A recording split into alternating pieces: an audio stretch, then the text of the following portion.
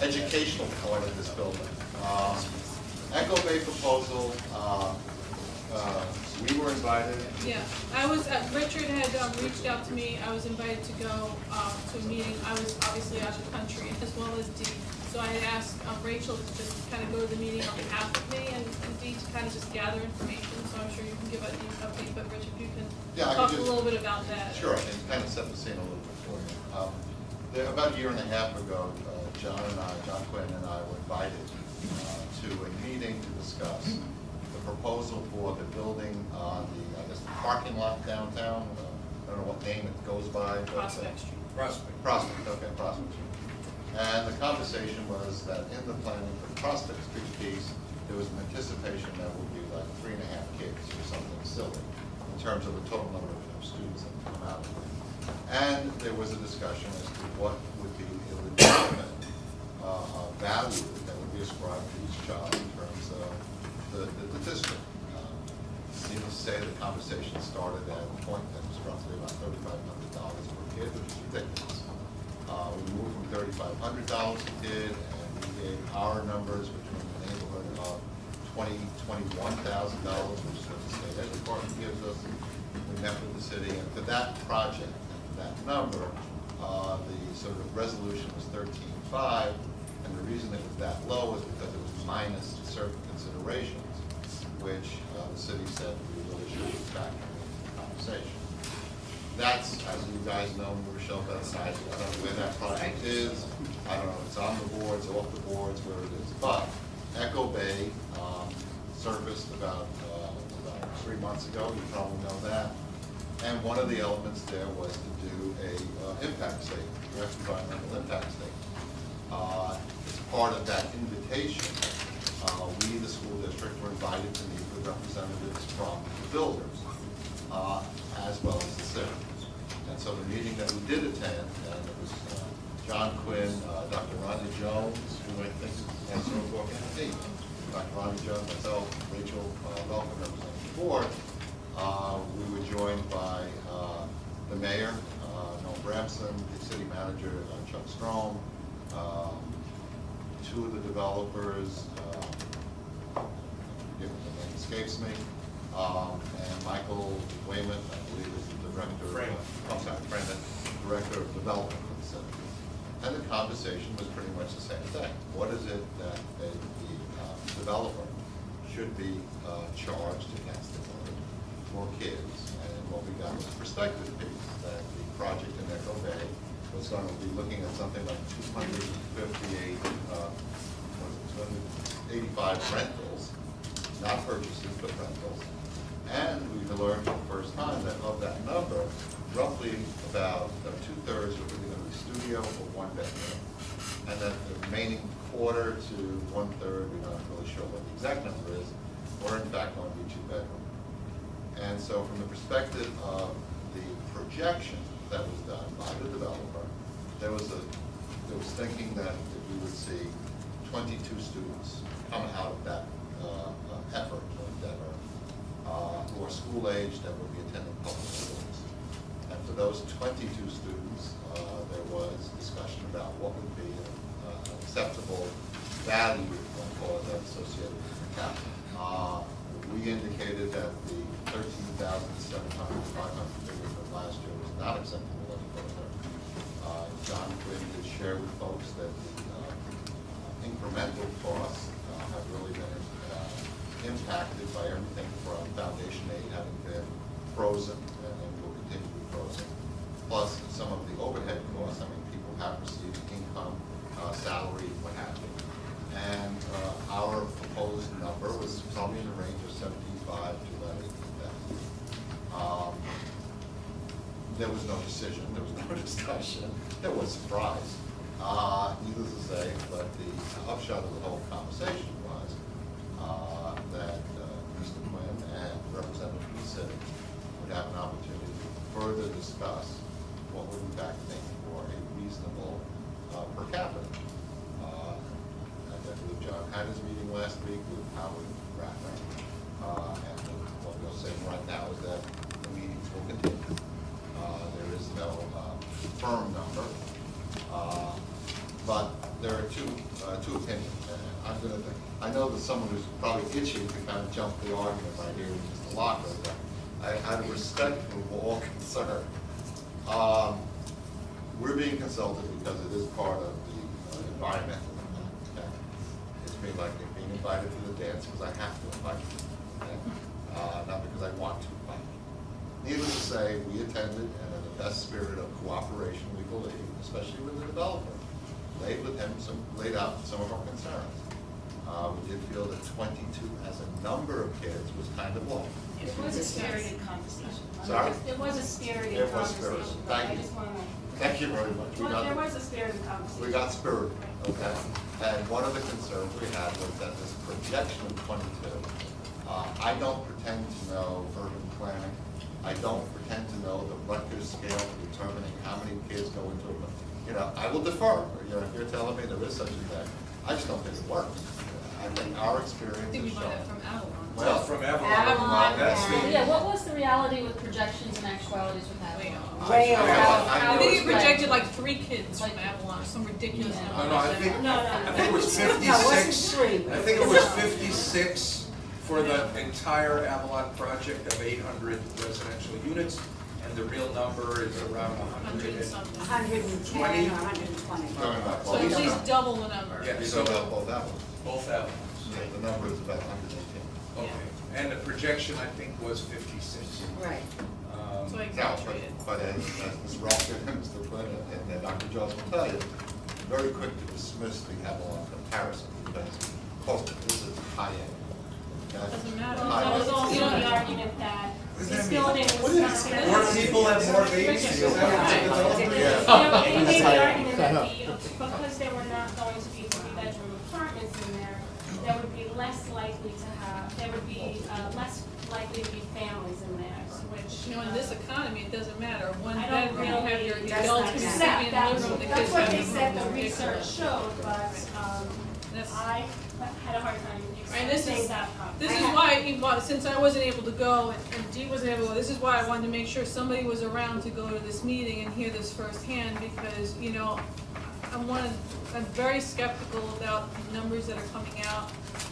This is another project that's gonna impact Trinity and Isaac directly. So whether you're talking 22, 44, 50, we have a problem. So this is something that, I'm glad it's on the agenda now, we have to really look at there it. was There was one- a discussion Okay. about that specifically, I just want to make They clear wanna that Richard rezone. expressed Okay, strong concerns about the impact to Trinity. Yes, right. It was very, very clear what the district. And was how Hold saying. on, wait, guys, let Rachel finish, because I have a follow-up question for Rachel. With regard to that, though, Rachel, was there any discussion, or Rich, was there any discussion, I know you were saying like rezoning and different things like that, going back to, you're not only talking about Echo, we're talking about the future prospect. So we can't look, I think we have to kind of like branch out besides Echo Bay, but look at what is the other development project on the hill. One of the issues that came up, I don't know if you recall this from the discussions, that they want to use the number that they decide to use for Echo Bay for other developments. So they want to use, let's Like a say, if standard. they decide that it's 17.5. I mean, we tell them what we would want it to be, but they don't have to accept our number. They can decide whatever. And let's just go back, and just make sure everybody on the board is aware. What we're talking about is these are projects that get pilots, so they wouldn't be paying taxes, so they're trying to You have to put it negotiate. in Right, they have to, context. that's what I'm trying to go, is say, what we're Right. talking about is, we would not receive taxes under a pilot, but they're trying to put in there now where we've basically said, we cannot continue to have this burden of having all these people educating in this area. You have to stop doing this to the school district. And I think that's what we're talking about. We are now talking about any new development coming in, you have to make sure that you cover the schools for these additional students coming in. So when we're talking about 17,000, throwing these numbers out, I want everyone to be aware, we're going from 0 in past pilots to basically saying, we need our students' education funded. If they're coming, they have to be funded, right? Just to kind of bring it back in context. Go ahead, Rachel. And just for a little bit more context, we're an interested party. They're the lead So, I'm sorry, the city is The seed is the right. So we can make recommendations and they You have no pass control us, over it. but ultimately, it's their decision. So they can decide that they don't have to pay school taxes. Correct. The city can just basically say, hey, we're gonna negotiate, you know. Right. So it's very important that I think for any development, I'm glad that, I know that they have to invite us to the table, but I would like them to willingly invite us to the table each time, but, And value us. and value what we're saying, but you know, everyone has to understand that a lot of this kind of issue is really beyond our control. We can only make recommendations and really, you know, go to bat, but when it comes to these things, the buck doesn't stop with us. The buck stops with us in educating these students. We don't have a choice. We have to educate all students regardless of cost. But the issue does fall back down to, you know, the development and the agreements. So how do we stay involved in that, and the community stay involved in those discussions so that they realize that the burden doesn't just get shifted from one. It's important that development covers the educational cost of these students and that they have accurate projections and that we don't have these, you know, you don't want to compare it to Avalon, but that is the only actual thing that I have a comparison to where it doubled the amount of kids and we did have some stress on our system. Jeffrey? So I think not only should it cover the actual cost for educating the kids, but since we're pretty much at capacity with these buildings and everything, we should be looking at a number even higher than what we're talking about, because we have to reflect on that capital outlays, either a new building or a building expansion. So, you know, I think 21,000, which take the budget divided by number of students, is that we come out with, I think it's a bare minimum. It should be more than that to help cover the capital costs that will incur to expand the building. And if you didn't do that, you would, I think, just have to do some kind of lottery or something and have the kids disperse equally. But that's, you know, a lot of these things are gonna come into play. And that's You have to, transportation costs. That issue did come up during the meeting, Right. but we did discuss it. you know, Yeah, but first of all, just to go back on the structure and the context, because I don't think it's as clear, what, I'm really taking a step back to what the whole thing is about, obviously these projects. The assumption is that there will be major property tax abatements, of which we know 2/3 is the school district's money. That's, we have the most skin in that game. So 2/3 would be school district money. So what we're talking about is an add back, right? I'm just trying we're to get talking that. about capturing the cost of well, we wouldn't get 2/3 that we normally get, but covering the cost of any and all students that are coming out of the development. That's what it sounds like to me. Well, that's two different things. Right. That's This is actually an very add-on. important, that's an important distinction, because if Almost like they're the, making us whole for the cost of the students, but not all the extras. Not even whole, they're not even making us whole. well, first at of all, 17. because the state law requires, and it was changed after Avalon, I don't think because of Avalon, it was changed up in Albany, but the law at the time the Avalon project was done allowed the city or the municipality, again, it wasn't about Rochelle, it was the state law at the time, allowed the municipality to keep all of the pilot, or almost all of it that was collected. So we know, and we can't go back, but just that was the law at that time. So we know that the school district gets, I mean, there are people in this room who pay more school tax for their own single-family homes than the entire Avalon pays in school tax for the entire 2 buildings in the project. But that's just, that was the law then, and again, we're not going back to why or how. But so at that time, the municipality could keep all of the pilot money. The law was changed after that, so that each taxing jurisdiction has to get its proportionate share of the pilots, whatever they are. So that if the school tax is roughly 2/3 of the total, then the school district has to get 2/3 of the total pilot payment. So we'd still be getting something. Is that retroactive, or is that just for going forward? Well, from when the law changed, so it doesn't apply to Avalon, it never went back to So Avalon. it would apply to these two coming But it would up. apply to any new projects. But what I'm not clear about, and maybe nobody is yet, because it's still early and they haven't talked about the pilot yet, is whether this recapture, like, we would would still get our 2/3, but I mean, if they give, let's say they give a, I don't know, make up a number, you know, if they gave a 60% property tax abatement for 10 years or something, you know, so then there'd be, so 2/3 of that would be ours. So it sounds like a recapture, it would be like an offset or a carve-out from the pilot maybe, or would we still get the 2/3 of whatever there is, plus more? That we don't know, I think that's a question, yeah. well, that's why I wanted to mention it, because it should be something that doesn't just sort of get forgotten and slip through the cracks. We start with our 2/3 that the law requires us to get, and then we're gonna add back whatever this number is. Or are they only guaranteeing up to 17,000? Or are we only gonna get that, and that's against the 2/3, whichever's greater, Right. or whatever. So that's something that we would need. So that It's will. 22 kids. Well, It's still about well, 22 kids. so then there would have to be, it seems to me, another thing to actually go on the actual numbers. And that whatever pilot arrangement they make, and we don't know Yes, how they will do the pilot arrangement, will it be through will the city give it directly? Will they put it over to the IDA to give it? Or now we have a local development corporation that can give pilots that the IDA used to give, that doesn't give anymore, I think. So there are lots of ways for that to be structured. It should be based on the And it actual should- number yes, of based on kids the actual coming number. out, because we can't take a risk John again. got on notes, right, John? So, I mean, because if we now have to really learn from the experience that we've had, you know, I think that the being at the meeting, being invited to the meeting was a good step. I think Rachel's participation, and Rich and Dr. Jones, I think that, or John, I'm sorry, the participation at the meeting, you know, is very important, but we have to make sure that we ask all the questions, because if we don't ask them, I promise you, they won't volunteer the have other, them down you know, I- the other I aspects. also have another question. How firm are they in terms of the studio's 1 bedroom and 2 bedrooms? Could that change? Was any discussion made of that?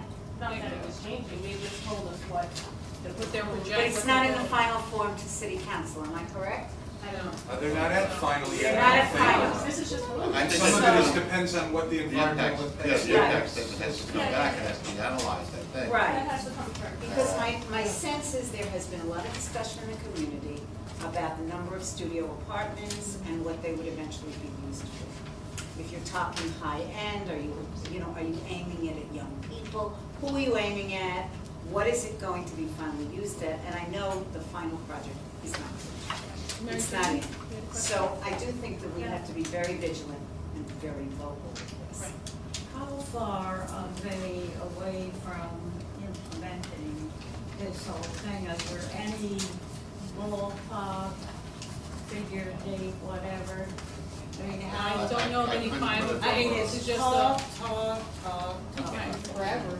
yeah. And So, and it when we doesn't- have that, you know, since we now open the door to communication on this, and hopefully we'll be continued involved in that, you know, the conversations, Rich and John, as well as myself, or, you know, another member if I'm not able to attend, or Dee, in order to just keep us all abreast of what's happening, because it's very important, because I know we have our meetings here, there may be simultaneous meetings happening downstairs, we all have other lives besides the board, so we can't be at every meeting in the community, but just making sure that we have the information that we need going forward.